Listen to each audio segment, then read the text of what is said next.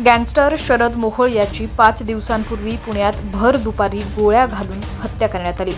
मोहोळ याच्या लग्नाच्या वाढदिवसादिवशीच घराजवळ कोथरूडच्या सुतारदरा भागात त्याच्यावर गोळीबार करण्यात आला। गोळीबारानंतर त्याला रुग्णालयात नेण्यात आलं, मात्र त्याचा उपचारादरम्यान मृत्यू झाला। पोलिसांनी दिलेल्या माहितीनुसार मोहोळ याच्यावर त्याच्यासोबत असलेल्या साहिल उर्फ मुन्ना संतोष पोळेकर आणि त्याच्या इतर साथीदारांनी गोळीबार केला। दरम्यान या प्रकरणातील तपास सध्या पुणे पोलिसांच्या गुन्हे शाखेकडून सुरू आहे। शरद मोहोळ हत्या प्रकरणात पोलिसांकडून न्यायालयात महत्त्वाची माहिती सादर करण्यात आली आहे। या प्रकरणातील प्रमुख 6 आरोपी 15 डिसेंबरला भेटले। या भेटीनंतर त्यांनी वकील रवींद्र पवार याला फोन केला। यानंतर 5 जानेवारीला शरद मोहोळची हत्या करण्यात आली। हत्येनंतर आरोपींनी घटनास्थळावरून पलायन केलं। त्यानंतर खेड शिवापूर टोल नाक्यावर वकील रवींद्र पवार आणि वकील संजय उडान यांना जाऊन भेटले।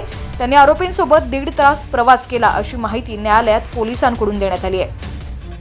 मोहोळच्या हत्येप्रकरणात अटक करण्यात आलेले दोन्ही वकील हत्येनंतर 1.5 तास आरोपीसोबत होते। त्यांनी एकत्र प्रवास केला। आरोपींना वकील खेड शिवापूर टोल नाक्यावर जाऊन भेटले अशी माहिती पोलिसांनी न्यायालयात सादर केली।